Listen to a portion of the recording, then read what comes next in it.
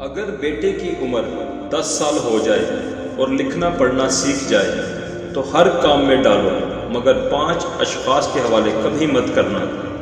Number 1، کفن فروش کے حوالے مت کرنا، کیونکہ کفن فروش امت کی موت کی دعا کرتا ہے۔ نمبر 2، سنار کے حوالے مت کرنا، کیونکہ سنار دھوکہ دہی سے پرہیز نہیں کرتا۔ نمبر 3، قصاب کے حوالے مت کرنا، کیونکہ اس کے دل میں رحم دلی ختم ہو جاتی ہے۔ نمبر 4، گندم فروش کرنے والے کے حوالے نہ کرنا، کیونکہ گندم فروش ذخیرہ اندوزی کرتا ہے، حالانکہ خدا کے نزدیک ذخیرہ اندوزی بن کر حاضر ہونے سے بہتر ہے چور بن کر حاضر ہوا جائے۔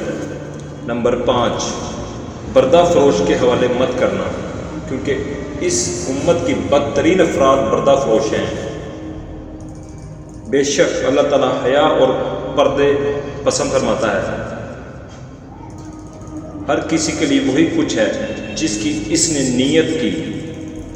روٹی کی عزت کرو، کیونکہ اللہ تعالیٰ نے اس کو عزت دی ہے۔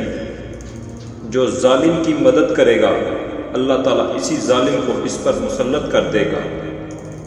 کھانے سے پہلے وضو کرنا تنگ دستی دور کرتا ہے۔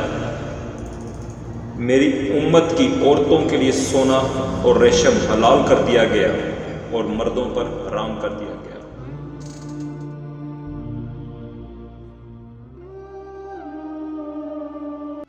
مزید ویڈیو دیکھنے کے لیے ہمارا چینل حاجی کامران خان سبسکرائب کریں اور بیل آئیکن کو دبا لیں تاکہ آپ ہر ویڈیو سے باخبر رہیں۔